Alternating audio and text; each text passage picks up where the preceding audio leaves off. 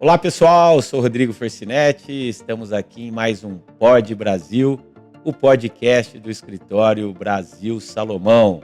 No episódio de hoje temos a grata satisfação de receber aqui Luiz Ferraro, consultor, professor na área ambiental, conselheiro do CETESB, e o meu querido amigo Evandro Grilli, sócio com quem eu tenho a honra de dividir a diretoria executiva aqui do escritório e a bancada do Pod Brasil. Mas hoje o Evandro está numa versão diferente aqui, em razão da sua qualidade como sócio da área ambiental aqui do escritório, atuante nesse segmento, né? Aqui a gente só não fica falando bobrinha, não. A gente pega no batente no dia a dia. A gente planta abobrinha. A gente planta a gente conhece mesmo, essa abobrinha. Então hoje o Evandro está aqui, Luiz, junto contigo na qualidade de entrevistado. Muito obrigado aqui pela sua presença. Eu vim até de gravata.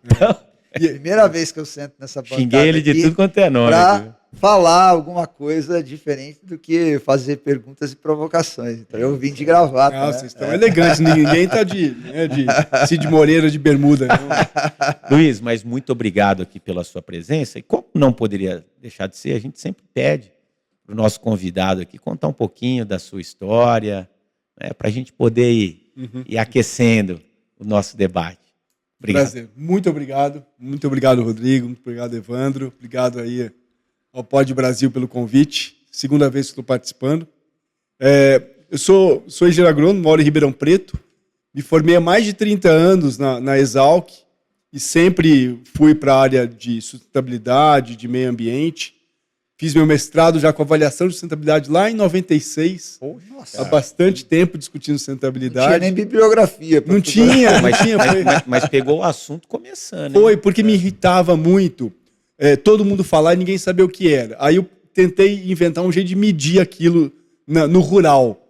Então a gente media gasto de energia, a gente media promoção de segurança alimentar e economicidade, como no tripé. Ainda já no ESG, lá de trás, tinha um tripé aí que era o ambiental, social e econômico, lá naquela época.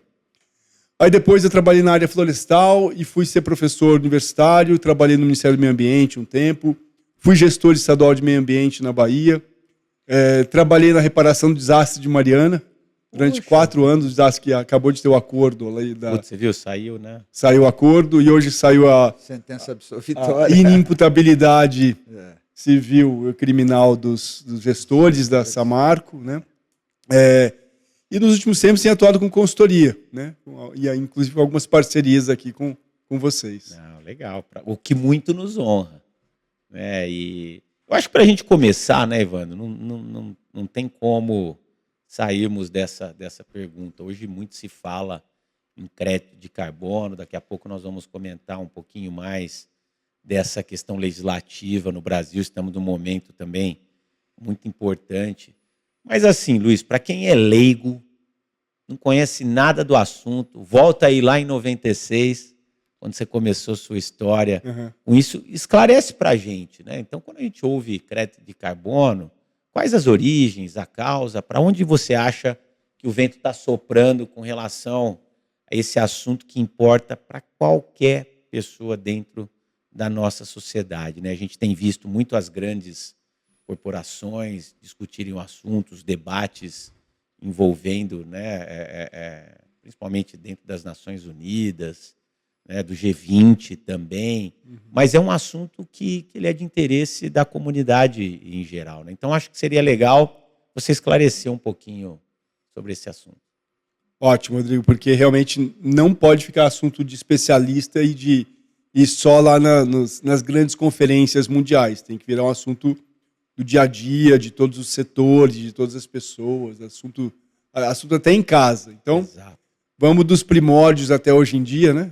Temos um músico aqui, Tem um músico aqui na Titãs. Essa eu conheci. Na Homem mesa. primata. Assim, vamos bem do básico. Depois a gente vai. O assunto tem uma certa complexidade, mas no básico a gente tem que entender o que é a história do carbono, né? O carbono é o elemento mais importante para a vida no planeta. De certa forma, a vida gerou o planeta como ele é. É uma formulação inversa, né? O planeta deu origem à vida, mas a vida reconfigurou o planeta. O carbono, ele estava quase todo ele na atmosfera, isso bilhões de anos atrás, né? E com condições muito ruins para a vida. Esse carbono foi se acumulando nas formas vivas e nos fósseis, principalmente, né? Tem carbono no mar também, tem carbono nas rochas, mas muito carbono na atmosfera, nas formas vivas, distribuído dessa forma, né? E isso permaneceu igual num ciclo de carbono que foi cada vez tendo mais vida no planeta Terra. E isso permaneceu dessa forma até 1800, até 200 anos atrás, ficou inalterado. Então, a gente está falando de uma escala de tempo que é do bilhão de anos, de uma tendência do carbono de se estabilizar com muitas formas vivas. Nos últimos 200 anos, o ser humano fez uma coisa diferente, né? Que foi começar a pegar combustível fóssil. O fóssil, o que é? Acúmulo de formas vivas, né, que geologicamente se acumulam, e queimar isso. Carvão, petróleo, gás, são grandes fontes emissoras de carbono. E a outra, assim, essa é uma fonte importante. A outra fonte importante que a gente tem agora, hoje em dia, o Brasil, principalmente, é um dos principais emissores, o principal emissor dessa forma, que é queimar mata, né? A queimada, que a gente conhece tão bem aqui em Ribeirão Preto, né? A queimada é outra fonte importantíssima de emissão.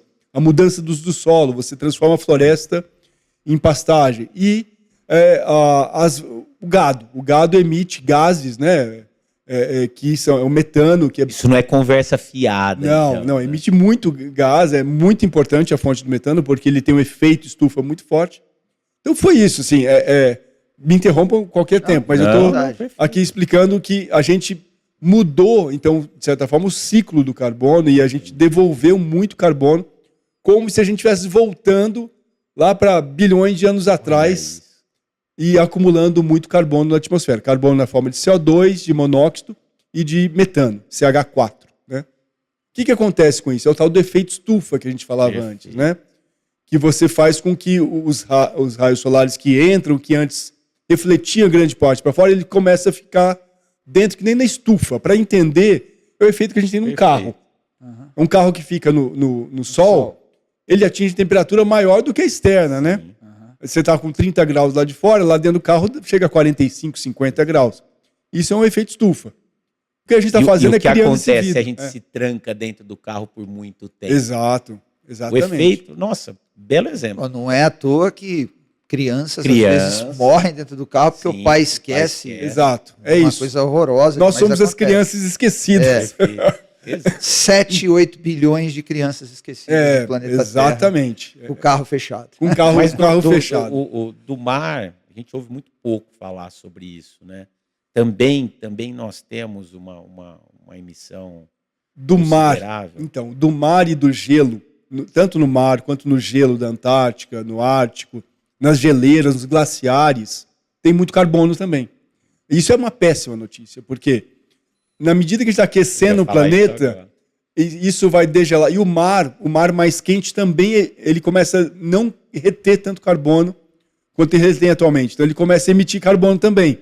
Então é uma bola de neve que vai derreter toda a neve e que vai potencializar o problema das nossas emissões. Então, essa é a primeira parte, para entender o básico. Sim, não, mas perfeito. Eu achei que ficou muito bem esclarecido, e por isso que nós comentamos no começo que esse é um assunto que interessa. E esse só para dar um pitaquinho aqui, esse desequilíbrio de carbono na atmosfera começa a atingir níveis nos últimos 50 anos que desequilibram a forma pela qual o clima se organiza.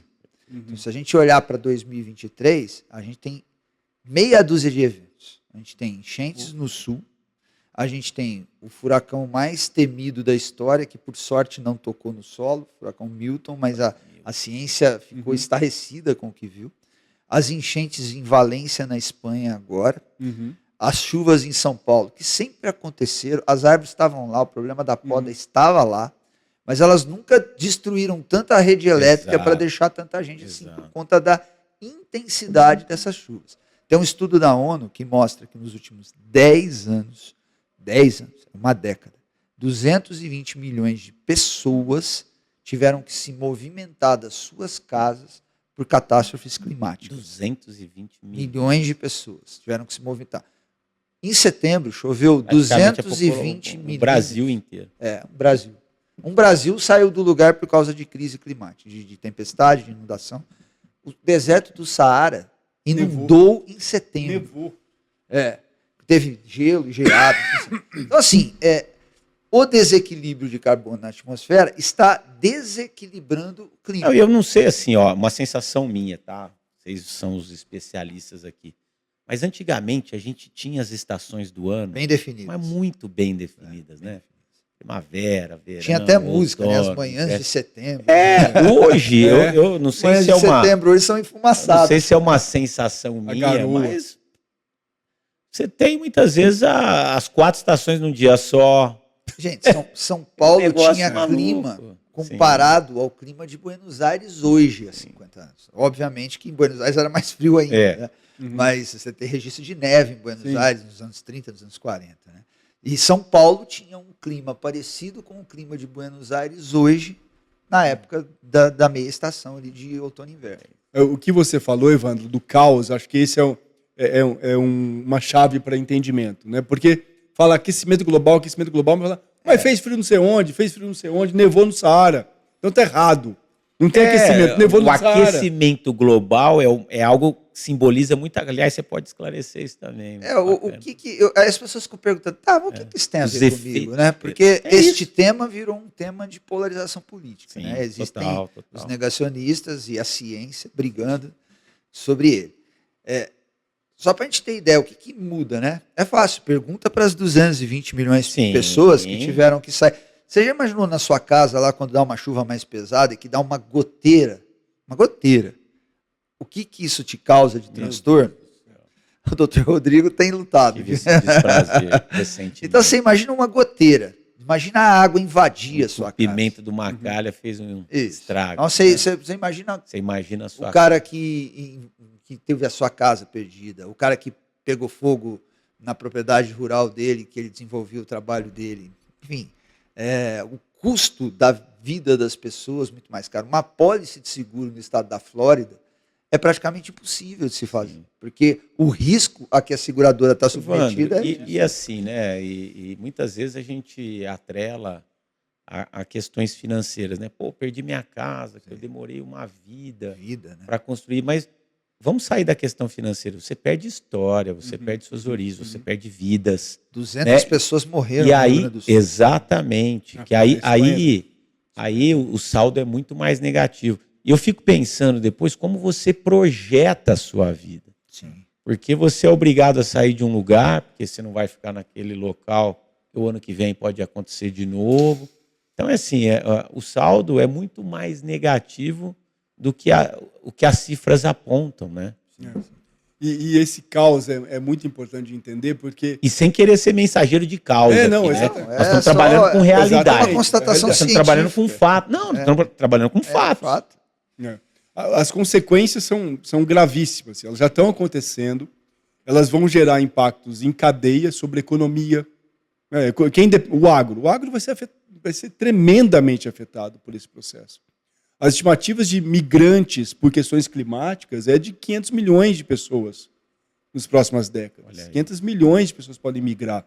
Para onde vão essas pessoas? O que vai acontecer com as cidades, né? Ô, Luiz, até assim, o efeito China nisso tudo, porque também muitas pessoas olham para a China, fazem uma série de críticas, né, principalmente pós-revolução industrial, podemos dizer assim, né, o crescimento assustador, e aí tem uma série de pontos negativos de fato, mas como que a China tem trabalhado com isso? Qual o efeito China nesse imbróglio todo? A China é difícil de analisar porque a China é muito grande, né? Então os números da China são todos enormes, né? Começando da população, tamanho da economia. Dizem que já ultrapassou os Estados Unidos em algumas métricas, né? No acumulado, os Estados Unidos é o maior emissor histórico. Primeiro lugar. Né? Primeiro lugar. A China já chegou em segundo lugar e no anual parece que a China já passou os Estados Unidos. Então a China também é muita emissão por combustíveis fósseis. A China não é aderente à maior parte dos tratados e pactos. A China se mantém muito autônoma nisso, o que é muito ruim. Ao mesmo tempo, a gente vê, paradoxalmente, a China com muito investimento em tecnologia, em recuperação de áreas, recuperação de desertos. Então, a China é meio paradoxal e é difícil analisar a China, né? Porque a China parece que se pensa pela ótica de milênios, né? Mas né?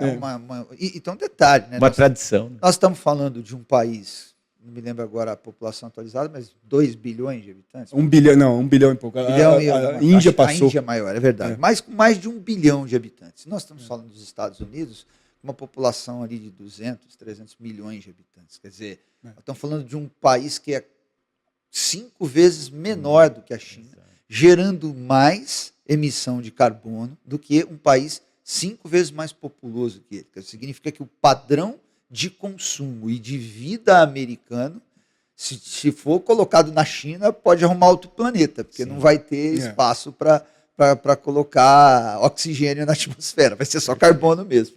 A gente vai tentar falar de coisa boa hoje também, mas um dado é importante a gente pensar.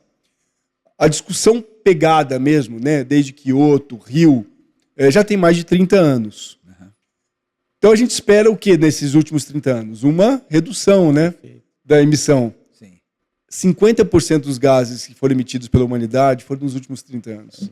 Então, ou seja, a conscientização não levou a uma evolução. Eu acho até que... Se é que houve. Isso, você usou bem. Quando você falou em conscientização, existe conscientização, ela melhorou muito. A questão é como você sai da consciência para a execução, para a ação. Como é que você convence os meios econômicos de virar a chavinha? E aí, o protocolo de Kyoto, que só não foi mais bem sucedido porque os Estados Unidos e a Rússia não foram as vias de fato de assinar, e agora o Acordo de Paris abre uma esperança muito grande, porque de primeira hora as principais nações do planeta assinaram e ratificaram. Cancelaram. Agora a gente ouve que os Estados Unidos eventualmente pode sair do Acordo de Paris depois das eleições americanas de 2024 com a eleição do Trump. É óbvio que isso é especulação, mas um fato que aconteceu no dia seguinte da eleição, existem muitos fundos internacionais que foram constituídos para investir em ESG. O que aconteceu? Esses fundos se desvalorizaram tanto no dia seguinte da eleição que quem tinha cotas correu para o mercado para vender as cotas.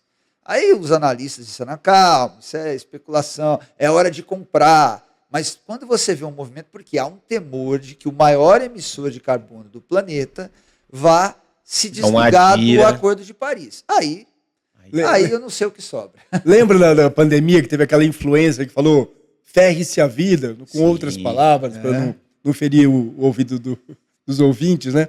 Ferre-se a vida.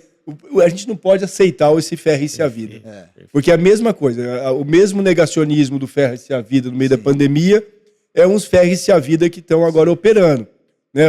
A turma da Argentina saiu da conferência da COP29, lá em Baku, no Azerbaijão, a mando do Miller, abandonou a discussão, o que é grave. Sim. A Argentina é um player importante no cenário mundial também, e mostra que essa liderança negacionista e ferre-se a vida está ganhando espaço. Está ganhando espaço.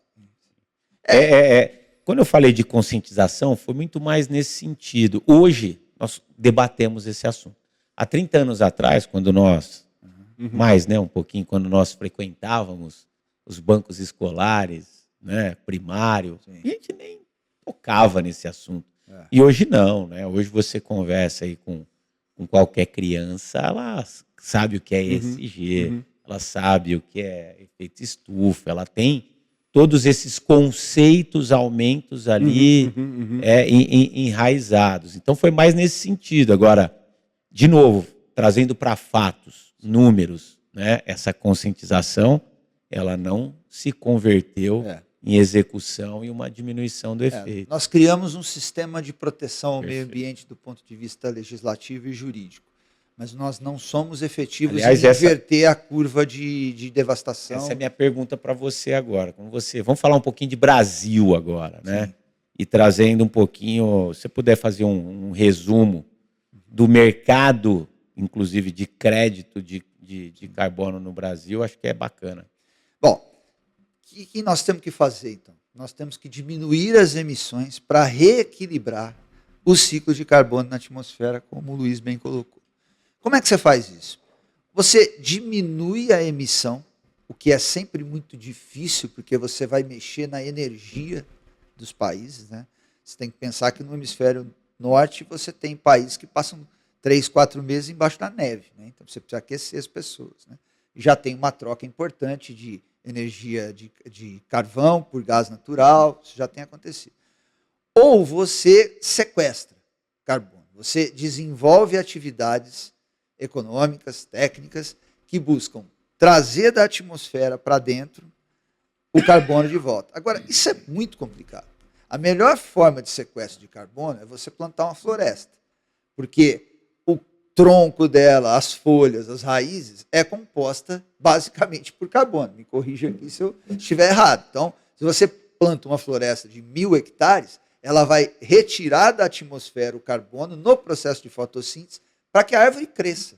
Então, o carbono que estava na atmosfera... Ela usa o carbono. O carbono que estava na atmosfera vai para o tronco dela. Perfeito. Quando você corta e queima, você devolve ele para a atmosfera. Então, agora, sequestrar é difícil. Então, nós temos que investir nas trocas de energia, principalmente. Quanto mais etanol você adicionar na gasolina, de acordo com o RenovaBio, que é uma lei importante, que é filha já também do Acordo de Paris, mais você vai diminuir a emissão. Quanto mais você trocar o combustível da aviação do querosene para o SAF, que está vindo aí, que é um biocombustível feito à base de plantas, que vai demandar inúmeros investimentos no Brasil, mais você reduz a emissão. Então, são essas iniciativas. Energia solar também. Energia solar, quando você... No Brasil, o impacto da energia solar nem é tão grande, porque a nossa matriz é muito limpa. É água pura, né? E tem uma parte de vento, mas ela é importante porque o Brasil não tem feito investimentos na infraestrutura de energia há um bom tempo, porque está patinando no crescimento. E quando dá qualquer dor de barriga aí com chuva, tem que ligar as termoelétricas da retaguarda. Aí eu queimo óleo diesel para produzir energia elétrica, encareço a tarifa e ainda poluo o meio ambiente. Então, assim, quando a gente tem... A primeira iniciativa foi o protocolo de Kyoto. Kyoto montou um mercado público e não informal de créditos de carbono. Por quê? Você tinha um órgão brasileiro que validava os projetos, você aparecia lá com uma ideia, olha, essa caneca aqui recolhe carbono da atmosfera. Os caras avaliavam, chancelavam, recolhe mesmo, pode calcular o crédito e vender. E o primeiro projeto de crédito de carbono no Brasil foi de um aterro sanitário em Nova Iguaçu, no Rio de Janeiro. O que os caras fizeram? Tinha um aterro sanitário que um dia foi um lixão e ele tinha milhões e milhões de toneladas de metano ali. Os caras foram lá, montaram uma estrutura de tubos, aspiravam esse gás e sabe o que faziam com ele? Queimavam. Porque quando você queima metano, ele se transforma em gás carbônico. E ele é 20 vezes menos poluente do que o metano que o aterro sanitário. Olha só, pus fogo no metano do lixão e gerei... Olha como é simples. Então tem muitas iniciativas que podem acontecer. Só que Kyoto fez pó, porque, como eu disse, os maiores poluidores, geradores, não compraram a ideia, não assinaram. Paris tinha, na época, salvo engano, o Obama como presidente dos Estados Unidos, que de primeira hora assinou e fez com que toda a comunidade europeia viesse, os países em desenvolvimento, China, Brasil, Índia, todo mundo veio. O BRICS inteiro está lá. Veja a influência americana. É a influência americana. Por isso que as ações dos fundos de sustentabilidade ESG caíram no outro dia, as cotas dos fundos. Então, o que nós temos hoje, Rodrigo? Nós temos uma nova possibilidade de geração de crédito de carbono definida num acordo internacional, que é o Acordo de Paris. Só que nós não temos instrumentos vigentes no Brasil que dão ao Estado brasileiro o direito de definir as formas mais comuns de geração de crédito de carbono para indicar para onde a coisa vai e um órgão governamental que chancele esses créditos. E o que tem acontecido? Isso não impede que eu e você encontremos alguma modalidade de geração de créditos de carbono e combinemos entre nós que aquilo faz sentido. Façamos um contrato, pego esse contrato, vou para a Europa, onde vão a maioria dos créditos de carbono no mundo, porque lá a legislação já exige que as empresas comprovem o seu balanço de carbono e mostrem que estão comprando créditos para neutralizar as emissões acima, e vende por lá. Só que, quando você assina um contrato desse no mercado voluntário, o que acontece? Está escrito ali que se o crédito for reprovado depois pela autoridade do país de destino, você tem que devolver o dinheiro e ainda pagar as multas que vão ser aplicadas lá. A regulamentação do mercado de carbono traz segurança jurídica para isso. Por quê? Voltaremos a ter um órgão governamental que vai vistoriar e dizer que o projeto é bom. Voltamos a ter uma indicação da legislação brasileira de quais iniciativas reconhecidamente já geram crédito de carbono, e aí a gente vai ter uma oportunidade grande, porque as conservações de áreas de preservação permanente, de reserva legal, de parques nacionais, de áreas de biossegurança, elas vão passar a ter uma valoração no sentido do crédito de carbono. Hoje você não tem base legal para isso. Então, o Senado, agora no mês de novembro... Eu ia te perguntar agora, né? O Senado, agora no mês de novembro, sessão, aprovou o projeto que veio da Câmara com mudanças. Vai ter que voltar para a Câmara, mas a sensação, a negociação que parece que aconteceu, já foi uma negociação meio com as lideranças da Câmara, e a nossa expectativa é que a gente tenha essa lei, não sei se aprovada esse ano ainda, mas o ano que vem essa lei deve começar a vigorar. O que muda na história das pessoas jurídicas e físicas desse país? Qualquer atividade econômica que emita anualmente acima de 10 mil toneladas de carbono vai passar a ter que comprovar, de 10 a 25 mil, ela vai ter que monitorar e prestar contas da sua emissão. E em alguns segmentos de regulamentação, ela vai ter que compensar. Acima de 25 mil, a ideia é que você compre créditos. O que vai acontecer? Olha o mercado que nasce. Porque se eu tiver uma atividade bem posicionada, que possa gerar ali 12, 15 mil toneladas por ano, e eu estiver gerando só 8, sobrou 4 mil de crédito dos 12 que eu mencionei aqui. Eu vou poder transformar isso em crédito de carbono e vender ao mercado internacional. Com a minha metodologia aprovada pelo órgão público brasileiro que vai olhar para isso. Então, eu estou trazendo soluções de melhoria da sustentabilidade das condições atmosféricas e climáticas e gerando negócios. A conta do governo brasileiro, eu vi ontem, depois que o projeto foi aprovado ali no Senado, é de um crescimento do PIB entre 2030 e 2040 da ordem de 5,8%. Decorrente disso. Eu estou falando que há números aqui dos últimos 4 anos, nós estamos falando que nós faremos 2 PIBs a mais em uma década. De 10 PIBs, nós teremos 12 PIBs. Com ganho, com expectativa de ganho ambiental, com expectativa de reequilíbrio desse balanço de carbono na atmosfera e uma diminuição dos impactos da crise climática que a gente vem vivenciando. Ou seja, então assim, daqui a pouco eu vou até perguntar para o Luiz quais são as dicas nesse momento, do que começar a fazer em termos de projetos, as coisas. Mas minha dúvida, né, antes de mais nada, como que eu meço? Né? Então, como que eu faço essa análise comparativa? Porque não é algo tão simples. Não, mas tem como fazer. O Luiz acho que pode dar mais informações do que eu. Assim, aí tem 2 cálculos diferentes, né? Tem o cálculo de cada empresa e os cálculos mundiais e nacionais. Então vamos começar pelo mundial, né? Então tem metas globais de temperatura. Então a gente tem que pactuar, se é 1,5 grau, quanto que a gente vai tolerar? Né? Acima de 2 graus está dito que Ou seja, essa é uma discussão em termos de nações. Isso, né? e que está referenciado num volume de carbono. Sim. Aí que começa a conta. Sim, se passar de determinado volume de carbono, a gente vai passar de 2 graus, então temos que ficar até esse volume de carbono. O Brasil assinou, então, que ele quer que seja o teto 2 graus. E ao assinar isso, o Brasil se comprometeu... 2 graus por quanto a tempo? mais. Isso, mas por quanto tempo? É o que a gente vai chegar. Depois da dinâmica do clima lá... o que a gente sabe que vai bater 2 graus a mais de diferença média de temperatura. Né? Com tudo que a gente fizer, mesmo assim vai aumentar 2 graus, o que vai ser ruim já. Sim. Mas é muito melhor do que Se chegar a 3, 4, que aí realmente o bicho pega Talvez bem aí mais. nos 2 graus não precisa mudar lá da Avenida Nossa Senhora de Copacabana, Sim. da Avenida Atlântica no Rio de Janeiro. Talvez Porque não precise. é uma exponencial de desequilíbrio climático. Né? A cada grau que você aumenta, não é um grauzinho que fica mais quente no verão. Não. Eu gosto de calor. calor. Não é não isso. é isso. Você vai ter que gostar de furacão, você vai ter que gostar de É um monte de isso. outras coisas. Então, assim, Inundações. a gente tem um volume meta, né? Esse volume meta, ele é segmentado por país. Ó. Cada país, então, tem que contribuir de que forma?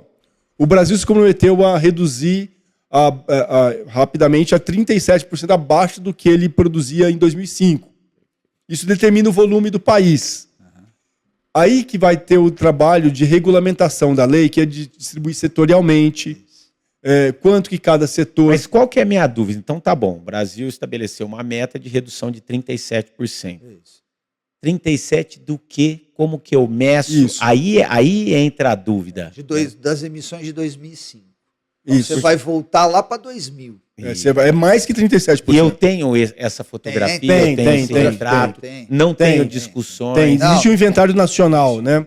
De contribuição do setor, que você calcula pela própria gasto de combustível, você tem vários cálculos para Que fazer. foram decorrentes da COP20 no Rio de Janeiro, Isso, da Rio, isso. da Eco Rio mais 20, 92, né? Da Eco É, 92, Eco 92, 1992. Essas coisas foram nascendo aí ao longo do tempo. E aí o que acontece? A gente depois o próximo passo é setorializar. Você diz, ó, setor tal, né? Borracha, setor indústria. Os mais críticos, geralmente. Cimento, que é um setor crítico também. Ferro. Vocês vão ter que contribuir dessa forma. Então, hoje vocês emitem 100, vocês vão ter que emitir 50. Né? E aí, isso significa que quem emitir acima daquilo fica com dívida. Essa que é a conta do tal do crédito carbono. Quem abaixar de 50, quem fizer 48, consegue vender 2. Entendeu? Sim, ou seja, a matemática é mais ou menos essa. Eu não posso proibir, entre aspas, até poderíamos proibir determinadas atividades, né? A Constituição vem ganhando força, mas talvez o caminho eu permito a atividade, mas você me compensa aqui do outro lado. O diálogo com os setores econômicos jamais poderá ser permitido. Exato. E isso a ONU entendeu há 50 anos, exato. há 100 anos. O que tem é o seguinte, você não consegue, você pode ser que a indústria de ferro... Vai ser proibitivo por enquanto. A indústria de ferro, vamos dar um exemplo aqui, aleatório, não sei se é isso, mas a indústria de ferro não consegue reduzir. Não tem tecnologia, tem que produzir ferro, porque tem que fazer infraestrutura, ok. Só que a indústria de ferro vai pegar alguns bilhões de reais e vai investir num determinado segmento que vai produzir de maneira mais adequada para que, se o cara do segmento que ela está investindo tinha que fazer 100, o cara fez 50, sobrou os 50 que ela tinha que pagar para o globo. Perfeito. Aí vem aquela minha segunda questão. Então, fiz a análise macro enquanto país, continuei na análise macro enquanto segmento, aí eu desço para uma empresa que faz parte, para um grupo que faz parte de um determinado segmento. Como que eu já começo a me estruturar? Como que eu começo a fazer essa análise? Seu inventário. A primeira coisa é o inventário de emissões. Né? Então, todas as empresas devem conhecer aquilo que elas emitem. Realidade. Aí tem uma discussão, sempre o diabo mora sempre nos detalhes, né? A discussão é interessante, é muito gostosa essa conversa. Eu gosto muito, né? Que são os escopos. Então, a empresa emite quando ela queima combustível, quando ela, né, nas caldeiras, tudo isso ela emite. Né? E ela emite também no escopo 2, esse é o escopo 1, na produção dela. O escopo 2 é quando ela compra eletricidade, por exemplo, de uma fonte suja. Sim. Né? E o escopo 3, aí é toda a cadeia dela. E aí que é uma outra discussão. Né? Assim, eu vou atender até o escopo 3 ou é só o que eu queimo aqui dentro? Porque só o que eu queimo aqui dentro tá fácil, relativamente, né? Até porque você vai terceirizando a parte suja. Mas você não limpa, de fato, o setor. Bem lembrado. Né?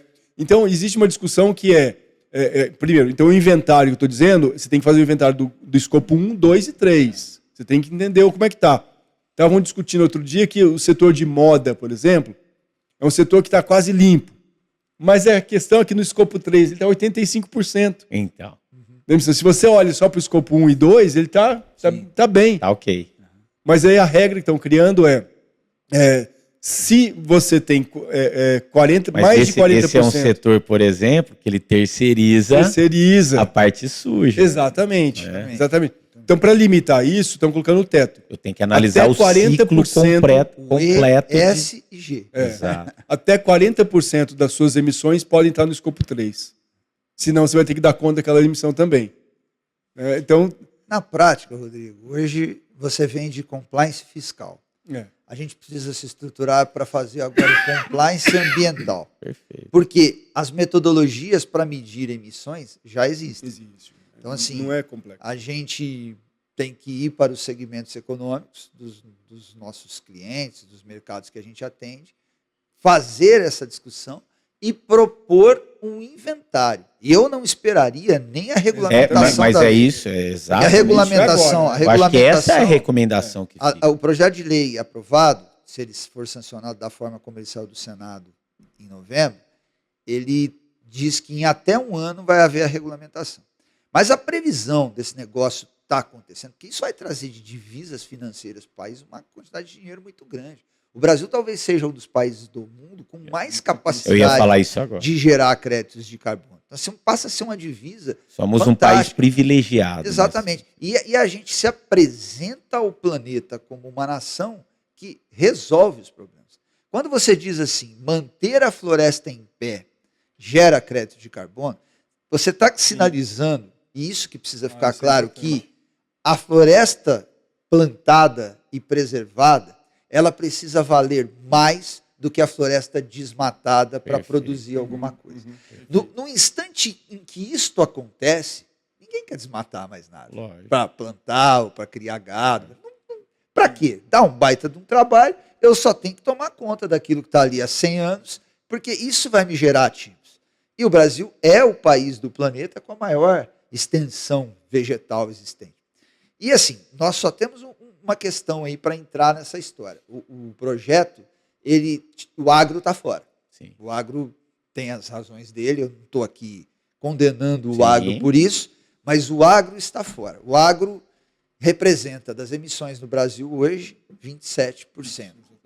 Mais de um quarto das emissões está num setor que não estará obrigado a se adaptar. Só que a gente já tem o agro se adaptando há um bom tempo. O agro que sabe que vai depender do mercado exterior, ele já está olhando para isso. Exatamente. Porque isso, para ele, é mais um ativo financeiro de receita. Ó, eu vou dar o exemplo, o mercado de proteína.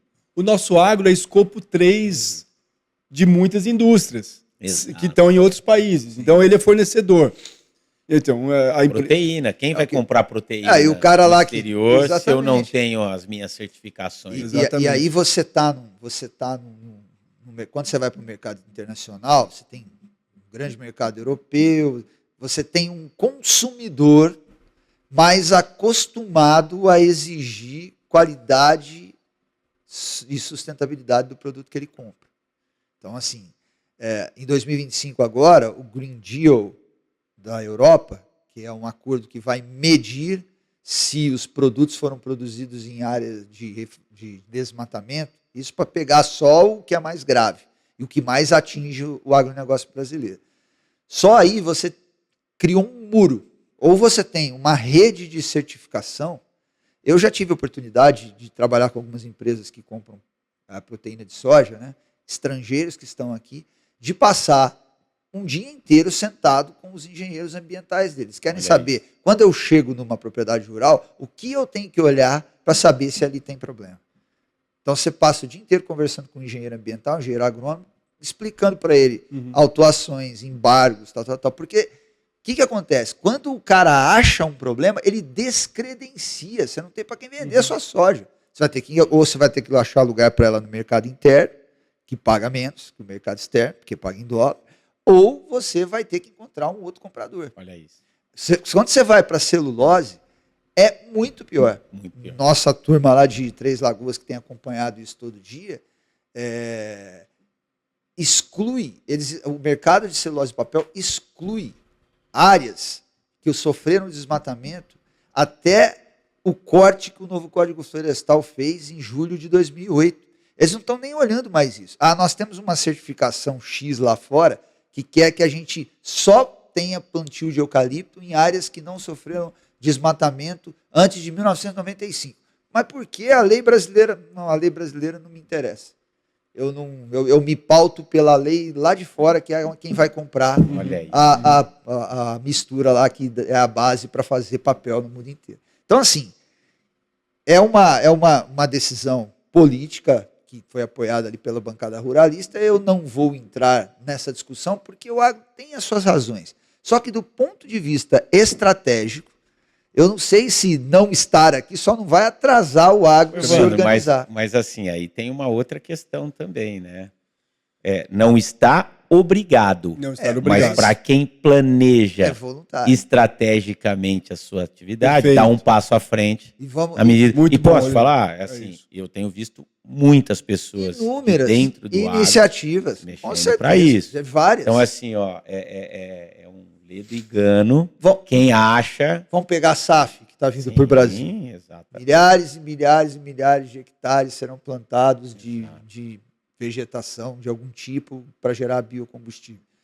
Isso vai gerar redução de emissão, porque é um combustível voltado para a aviação. E a aviação tem prazos curtíssimos para começar a comprovar no mundo inteiro as reduções que ela tem que fazer. E aí nós estamos falando de empresas do planeta inteiro. Não, e vou somar mais uma questão. Ao lado de tudo isso, nós temos uma reforma tributária que tramita pelo Congresso Nacional, e um dos pontos da reforma tributária é justamente a tributação mais agressiva de segmentos que causam impacto na saúde e meio ambiente, principalmente.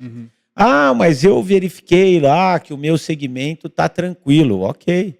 Só que de 5 em 5 anos teremos uma revisão, principalmente uma análise de impacto ambiental, na saúde, e todo e qualquer produto ou ciclo de produção que traga algum impacto terá uma tributação maior.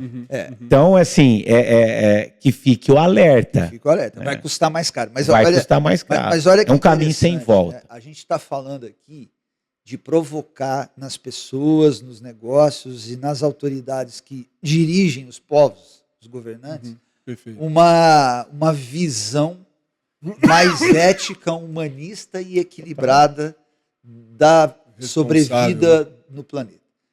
Que futuro planeta a gente quer deixar para os nossos netos e bisnetos? Eu, que já tenho um neto, quero deixar o melhor para ele. Mais até do que eu deixei para os meus filhos. Porque ele é muito mais gostoso que meus filhos. Vocês estão assistindo, mas vocês já sabem. Já cansei de falar. Não tem responsabilidade. Então assim, quando você vai analisar, você pega o dispositivo lá do artigo 156 da Constituição, inciso 8º, que está onde está esse seu tributo. Olha como o processo legislativo não tem ética ambiental. O tributo incide se você for importar um produto nocivo do exterior.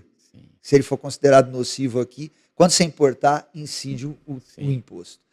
Só que se você for exportar, não há incidência do imposto. Então, quer dizer, eu criei uma norma tributária sem nenhuma consciência ambiental, porque eu posso sujar o quintal do vizinho, eu não vou tributar, porque aí eu não encareço o produto no mercado internacional. Eu posso sujar o quintal do vizinho, mas se eu quiser sujar o meu quintal, o cara só põe produto aqui se pagar o imposto lá em cima. Então, se a gente tem nos poderes constituídos esta visão sem nenhuma ética do ponto de vista ambiental, humanístico, a gente vai produzir um instrumento que não vai atender o meio ambiente, ele vai atender a sanha arrecadatória do Estado, exclusivamente, sob o pretexto de produzir algum tipo de proteção ambiental. Então, assim, ou a gente, como raça humana, muda o chip e evolui, ou nós vamos enfrentar muitas dificuldades em todos os sentidos, climáticas, de convivência, de tolerância, de diálogo bilateral internacional, né? Então, assim, foi-se o tempo em que o governante de uma determinada linha política de um país vizinho, ele tinha diferenças com o do outro país, mas ele desprezava. Ele sentava à mesa, né? Hoje o cara não convida nem para posse do lugar. Então, assim, é muito ruim. Isso não existe mais. Este ambiente desanima um pouco do ponto de vista de esperança. Até porque, vamos lá, né, numa análise até de geografia, as limitações entre países, elas são territoriais, mas não. Lá fora. Ali em cima não é uma coisa só. Mudou de plano, né? A gente está numa bifurcação séria nesse momento. Eu acho que você começou a desenhar 2 cenários aqui. Eu acho que vamos explorar a brincadeira dos 2 cenários, né? Então, é um momento de decisão, muito decisivo para a humanidade. O cenário 1, o cenário desejável nosso, é o seguinte: essas metas de até 2 graus, elas vão ser cumpridas, os países vão regulamentar. Hoje, a China vai acabar pressionada, como grande exportadora, a acelerar o seu passo também de adesão. E com isso, o que a gente vai ter? A gente vai ter uma precificação no mercado de carbono muito boa, ou seja, o crédito de carbono vai subir de valor. Essa subida de valor vai criar várias disputas também, né? Porque alguém vai ter que pagar a conta, se isso vai ser tributado, se isso vai ser passado para o consumidor. Assim, tem um desafio econômico aí sério de divisão de responsabilidade, mas no limite a gente vai induzir a uma economia livre de carbono, que é diferente de uma economia neutra de carbono. A economia neutra de carbono é aquela que emite e paga o que ela fez a mais. Só que pode começar a ficar caro esse carbono, e ela fala, não, vou trabalhar uma parceria com a universidade para desenvolver a tecnologia. Melhorar a minha produção. Para eu ir cada vez mais chegando para o livre de carbono. Esse é o cenário ideal. E aí a gente, realmente, o mundo do neto do Evandro vai ser melhor, né? Com certeza. E isso sim é conscientização. E assim, né? Melhor, mas com o furacão Milton acontecendo. Ainda nós não chegamos nos 2 graus e eles já estão acontecendo. Então é um cenário melhor. O cenário 2 é o seguinte: eleição do Trump, os Estados Unidos abandonam o acordo, isso faz um pêndulo de vários países, exemplo da Argentina, né, que já abandonou e está mostrando que tem um movimento aí de romper o pacto. Resistência. O que vai fazer com que as regulamentações dos países fiquem mais frouxas, porque aí você tem vários argumentos. Peraí, eu vou perder competitividade global. Como é que eu vou... o meu produtor aqui com um monte de exigência e o meu competidor argentino põe tudo exatamente. A Argentina, o produtor da Argentina não paga e eu pago. Então, assim, você cria um ambiente político que desfavorece todos os países de fazer. O preço do crédito de carbono vai lá no chão. Aí quem quer entrar, quem quer fazer o mínimo sério, paga um crédito de carbono de $5 tonelada, que não resolve nada, continua poluindo. Para apresentar seu relatório bonitinho. Para apresentar seu relatório bonitinho. A tendência para a gente ir para evoluir para uma economia livre de carbono não acontece. E a gente vai alcançar 4, 5 graus de mudança. Aí, temperatura. Aí colocamos uma data para finalizar a nossa história. Ainda que a gente não finalize essa história, você imagina os oceanos subirem X metros. Exato. Você destruiu cidades da costa brasileira que milhões de pessoas moram. Eu estou falando só do Brasil, né? Então, assim, é um cenário muito preocupante. Mas muita gente paga para ver, porque nega isso do ponto de vista científico. E o mesmo político que nega isso do ponto de vista científico, quando acontece a enchente lá no Rio Grande do Sul, ele vai lá remar canoa para dizer que está ao lado do povo.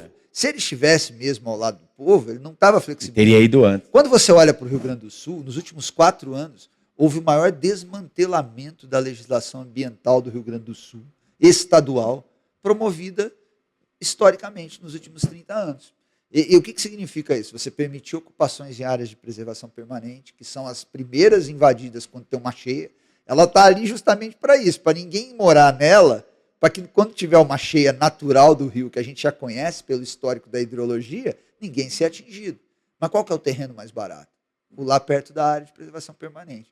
Então o cara vai construir em cima, porque ele compra do lado e ele avança. É uma cascata. Uma cascata. E quem que compra o mais barato? Quem tem menos condição financeira. Que vai sofrer a consequência depois da inundação. Como é que você concebe uma capital brasileira ter ficado, sei lá, 8 meses sem aeroporto internacional? Isso é uma consequência.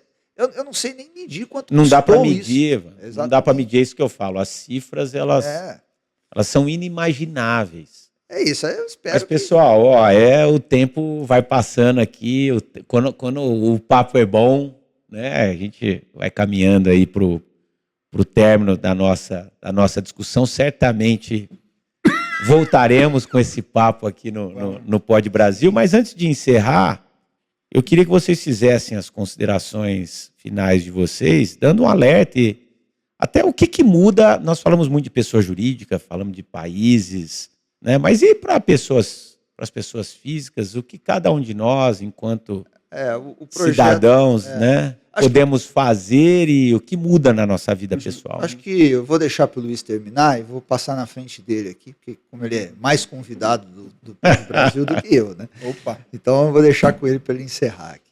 Mas eu acho que, do ponto de vista pessoal, acho que a gente tem que investir na educação dos nossos filhos, né?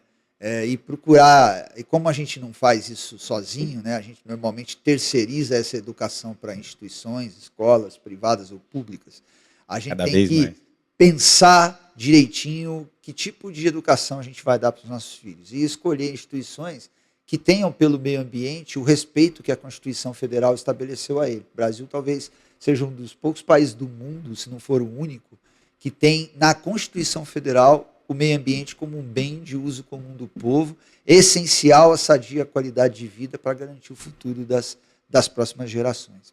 Então, isso, o que é para ser um ganho para o cidadão brasileiro, tem que ser valorizado e preservado, da mesma forma que o cidadão valoriza a propriedade que ele tem sobre a casa dele e a liberdade que ele tem de ir e vir e de manifestar suas opiniões. Então, assim, a gente precisa colocar o meio ambiente no mesmo patamar da vida, da liberdade, do patrimônio, da igualdade. Porque estes bens constitucionais já estão bem inseridos nas pessoas, né? Acho que a Segunda Guerra Mundial ensinou bastante disso para nós, né?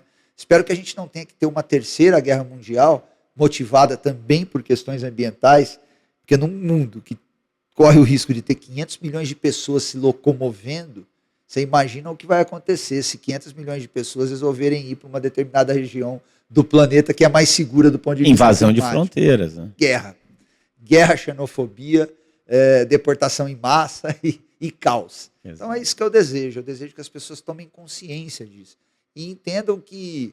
Você já olhou os animais? Você notou que os animais, eles não fazem a sujeira deles aonde eles dormem? Exatamente. A gente faz a nossa sujeira aonde a gente dorme. Então, nós precisamos olhar mais para os animais, que talvez eles tenham muito a nos ensinar. Excelente, Ivan. Acho que o serviço prestado pelo Pod Brasil com esse tipo de discussão é parte do que eu desejo. Porque o mentiroso, ele trabalha sempre misturando verdade e mentira e cria uma fumaça que a gente não consegue entender as coisas e a gente tem que fugir disso. Então, a educação...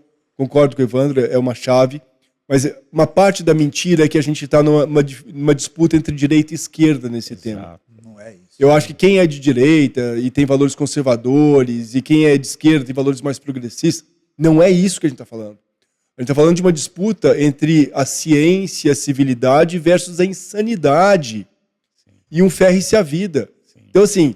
Beleza, gente, porque quem está mentindo está dizendo, não, a esquerda ambientalista, não é da esquerda ambientalista, é a ciência, gente conservadora, mas gente que tem responsabilidade com o que diz, com o que vai ser o mundo. Então, eu acho que é muito importante que todos os ouvintes não se deixem enganar como sendo essa uma discussão ideológica das disputas que têm dividido o Brasil nos últimos anos, mas de uma disputa civilizatória em que a ciência tem que estar à frente e a gente tem que acreditar no que está sendo dito e confiar nas construções da ciência, porque elas são repetíveis, a ciência é provável, ela é provada, né? E o resto é fumaça de quem não tem responsabilidade nenhuma com o futuro do planeta nem do vizinho.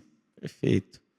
Meus caros, muito obrigado. Eu fiquei numa posição privilegiada aqui hoje e eu iria comentar justamente isso, Luiz, que você falou, né? Muito bacana a gente poder levar ao nosso público aqui do Pod Brasil informações de qualidade, sem qualquer propósito ideológico, né? Até porque aqui nessa bancada a gente se despe de todas, inclusive crenças individuais, e eu acho que foi muito bacana. Nós trabalhamos aqui com fatos, com dados, com tudo o que está acontecendo no Brasil e no mundo. Então fica aqui meu agradecimento para vocês dois, sou fã dos dois, né? É um assunto que interessa não só ao mundo corporativo, porque independentemente da ideologia, no final de todas elas nós temos a vida, né? E é a vida que está sendo protegida com todas essas pautas que aqui foram trazidas. Isso aí, pessoal. Esse foi mais um Pod Brasil, podcast do Escritório Brasil Salomão. Falamos aqui emissão de gases, efeito estufa, crédito de carbono e o mercado de crédito de carbono no Brasil e no mundo. Se você tem alguma sugestão, crítica, algo que queira comentar aqui do Pod Brasil, mande a sua mensagem para podbrasil@brasilsalomão.com.br. Todos os novos episódios, cada novo episódio às terças-feiras, confira os episódios anteriores pelos nossos canais de streaming, principalmente o YouTube e o Spotify. Até a próxima.